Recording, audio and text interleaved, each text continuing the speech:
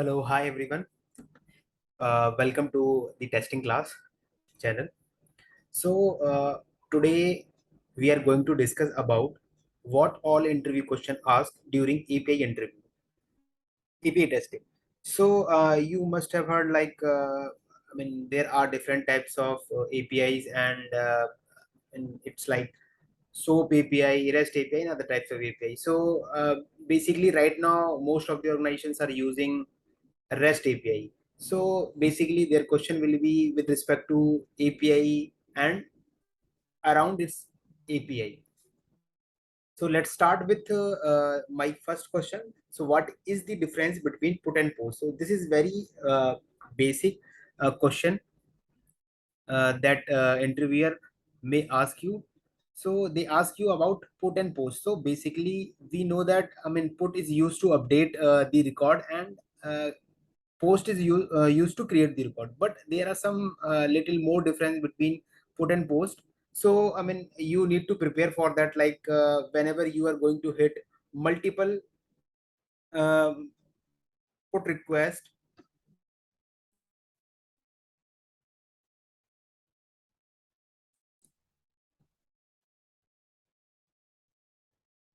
Yes.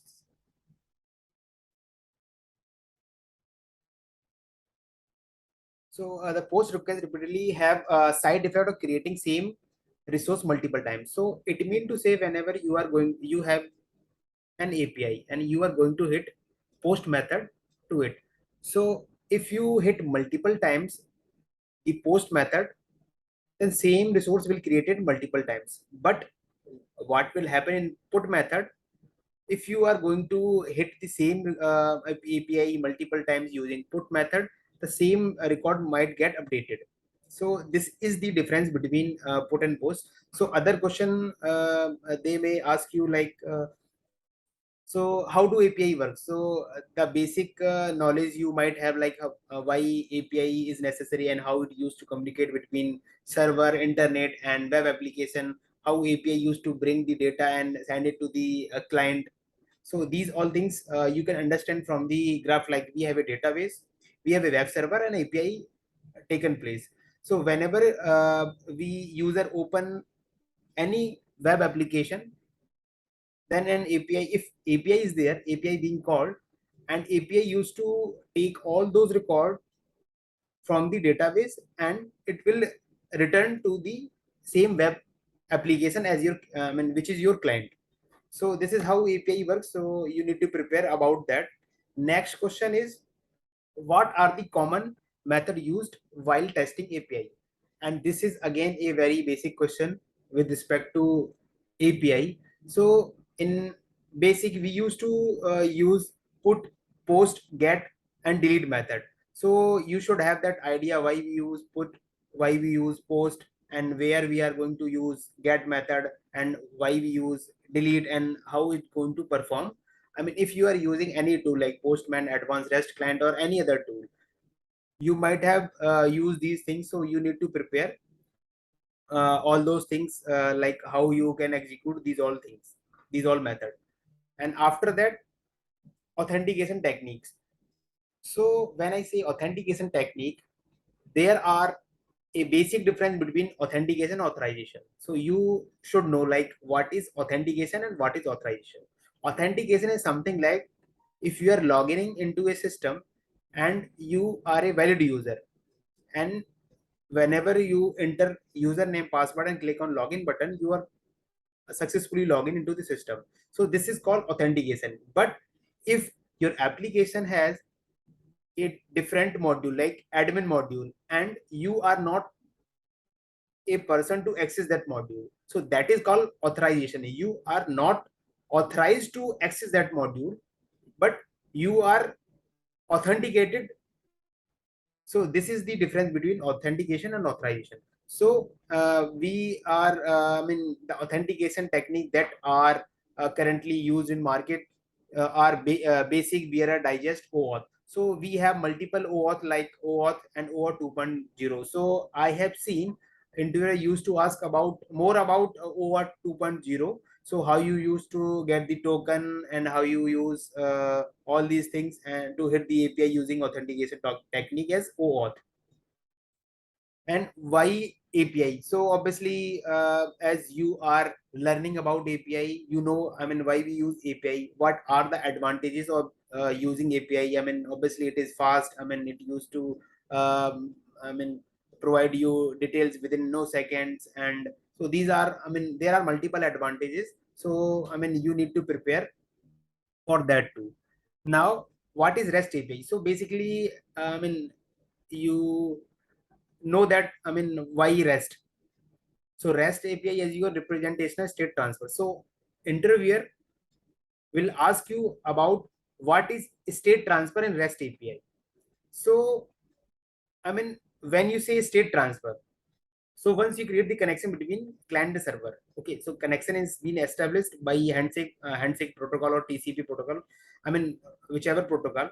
So in previously, once state is being configured, then state is changed like established, idle, or timeout.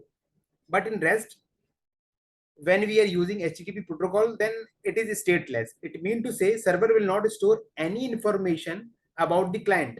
So whenever you are going to hit the same service next time, then state is not being saved. So that it means to say server is not saving any state of the client, and it is connected to the client with using this API. So this is the state transfer, like how the client used to transfer its state to the server and server respond to the client.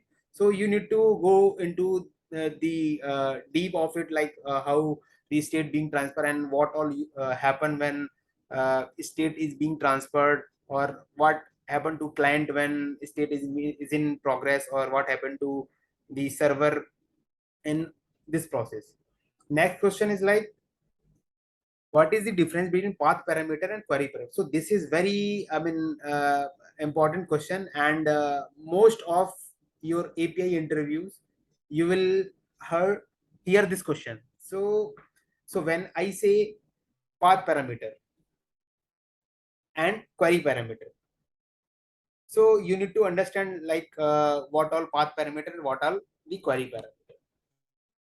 And so if you are using API and you are also doing manual testing of that API, so you must be using some tool like Postman. So Postman is very basic and commonly used tool. So you have seen the Postman interface where we can input our URI, query parameter, path parameter. We used to select the method like get, put, post, delete. We used to use headers, what all header, like JSON, you want the output in JSON, or if, and authentication technique that you are using. If you are using post method, you will be using some uh, payload. So these all things will be part of the core component of API. Next is API versus UI testing. So obviously you know that what is API and what is UI testing. So you can easily elaborate the difference between that. Like in UI testing, HTML might change, so there are a lot of issues while handling the UI, or there are a lot of things that you have to do with UI testing. But in API testing, there is a separate thing, so you can just go through that and understand. Next things like API framework. So obviously, if you are using API and you are automating those API, so uh, the thing is like, you are if you are using automation, so you have used REST assured. So he may ask you about, I mean, how your, I mean, what is the component in your frameworks, what all things you have used, how you use reporting, how you use REST assured, how you use action utils or any util file where you kept all those methods, how you're calling this. So these all things you need to explain as per your API framework. He may ask you like how you used to fetch the data from the response. If I need to fetch any particular key or set of keys, or you can say JSON object or JSON array, so how you are going to get all those things from response? Have you created your own method, or you are using any library? So currently there are a lot of library. One of them I am using is JV JSON path. So it has a great interface, and you can just use that library and you can get all those things. If you want to fetch any nested object, you have that advantage in using JV. Next question is rest assured. If you're using rest assured, you have to be prepared about what all rest assured techniques you are using. Obviously, it is used while automating these REST API. So what? So this is the that point number 12 is very important, that what need to be verified in API testing. So what we can verify during API testing. So there are multiple things then that you can verify. So you need to understand, like, if I am getting a response and I need to search a key, I can do that. If I need to search a JSON object, I can do that. If I need to get the data of a key and verify, like, if key this key is available in response, we can verify that. If I need to count the object inside the within this response, we can do that. If our requirement is like verifying the schema of that response, we can do that. So these all things we can do when we do API testing. And again, the important question is status code. So when you are doing API testing, you should know at least some basic statuses code. So like 200 series, 20, 200 and 201, you should know, why 200 is successful, why 201 is created, or something like that. You need to understand what is 400 series and what is 500 series. When I say 400, it is a client side error. So what all errors we are getting when the error code is 400 series, like 401, 402, 403, 404. So these all things. Same goes with 500 series. Whenever we are hitting any application or any API, we are getting 500 series exception. You need to know like what all problem is like. So 500 series belongs to server side exception. So whenever 501, 502, 500 or 5xx, anything that belongs to server, so you need to understand, you need to properly understand why this 500 series, why this exception, and what is the meaning of that exception. Now the very important question that nowadays most of the big companies are asking to testing candidate is like third party API. So in third party API, they may ask you like, are you, I mean, if you are working in API testing, have you gone through or have you faced any third party API? Have you tested any third party API? How you are going to test it? How the data is going to come, and how you are validating that data? So obviously for that purpose, you need to understand third party API. So let me give you an example. Suppose you have an application of, say, banking application. Let's take the example of banking application. So in banking application, you have integrated with one of the bank, suppose HDFC Bank. So when you click on payment, the API is being the HDFC API being called, and the information is being transferred to the HDFC server. So HDFC might have exposed some API, and your developer will be integrating, or they have integrated that API in their code, or they have written some wrapper API with respect to that. So this is called third party integration. So obviously, if I am I am going to build a trading application, then I will be using NSE, BSE APIs or any crypto companies API, where from where I will be getting the records, like what all stocks we having or something like that. We can get from that API.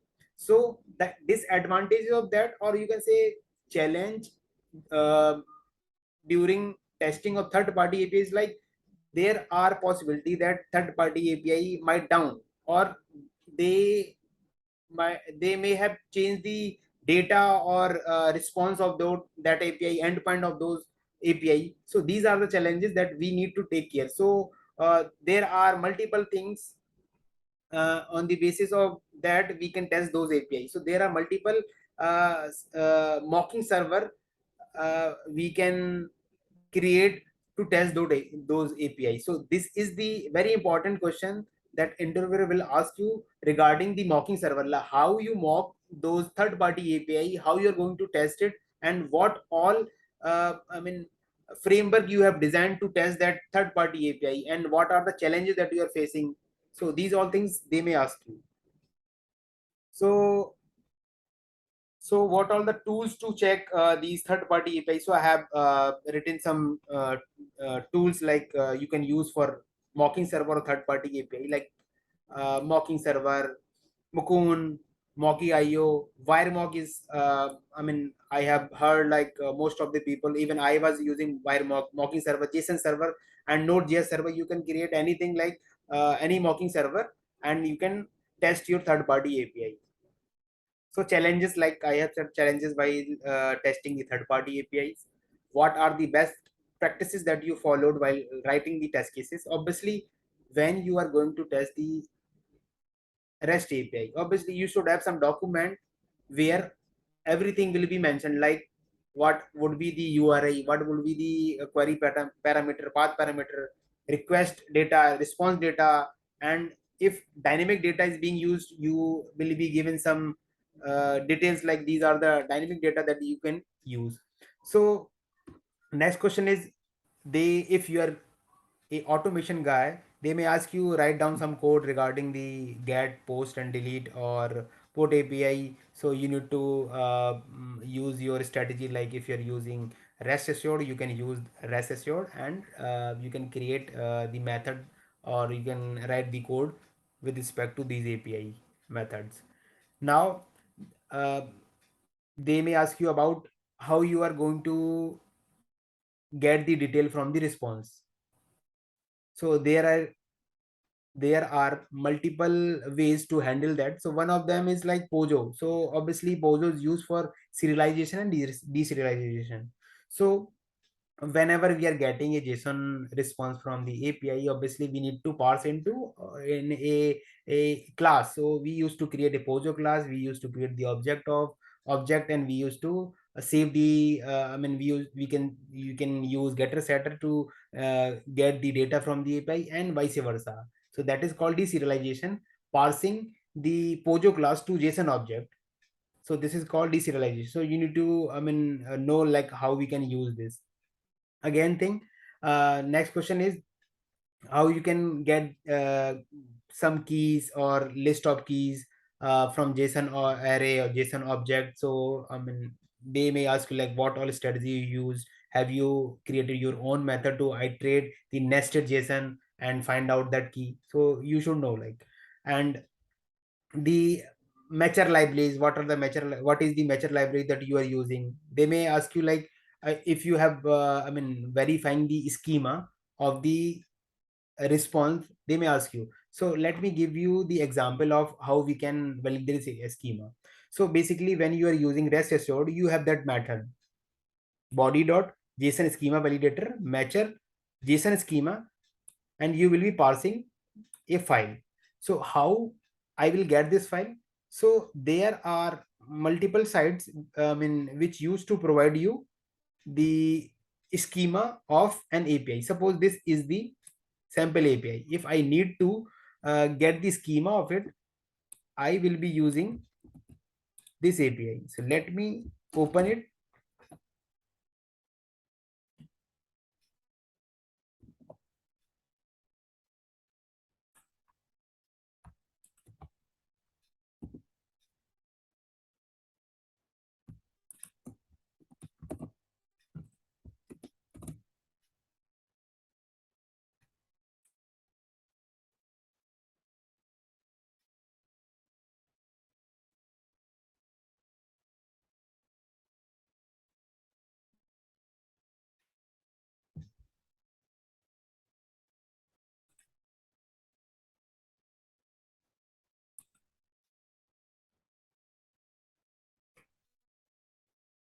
So when you paste it, you will get some schema. Okay. So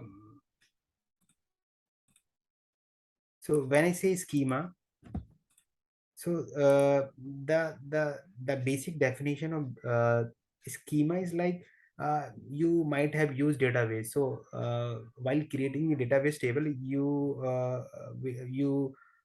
might have written some data type of the column like integer of 10 digit, and if I'm going to use a username, then it should be in varchar, or and the length would be 255, something like that. So so this is all about the schema of that table. When I say the API response schema, then the schema will be like data type of different keys. Like if I am using a username, then it should be in a string format. So this is all about the schema. So all these information with respect to each and every key will be in the JSON schema. So if I'm using category and it is reference, when I'm using author, it's reference, when I'm using price, it's in this. So the data type of that should be in the schema.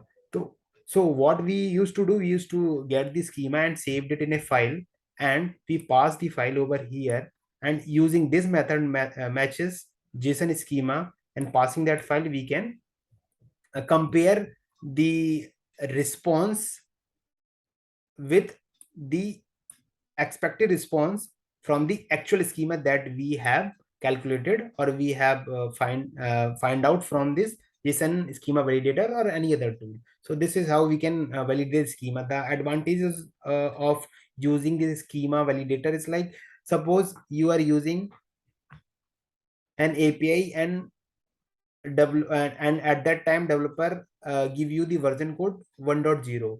So 1.0 used to contain these all things, but in 1.2 they have changed the data type of category, or any, they have modified any data type. So if schema got changed, then how you will be verifying that? So this is the way that you can verify that, okay, this key has been changed. So we need to we should know that why we are changing this, and what are the advantages and disadvantages, or what are the uses of this change. So this is how we can validate schema. So there are some sample API like Google API, Amazon API. So these all API we might have used or in our daily life. So they may ask you about what are the issues and challenges that they can ask, that you used to face while writing API automation, or while testing API. What are the challenges that you have faced during this? So this is all about these 24 or 25 questions. So I have consolidated all those questions for you guys. There are a lot of questions that they may ask, but these are the updated question.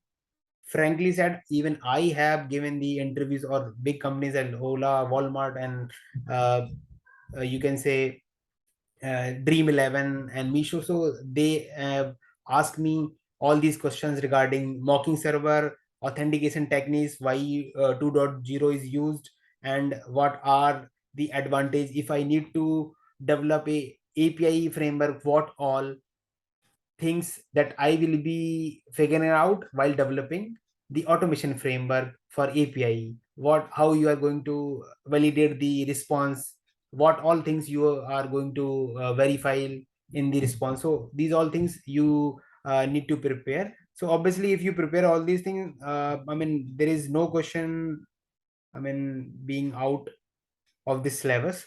So if you like this video, then please like it and subscribe, so that I it will give me a push to create more such videos. And obviously, in next video I will be sharing my experience, like how I started my testing career, and right now what all I'm getting. Like I'm getting 48 LPA in testing domain. So is it possible? How it is?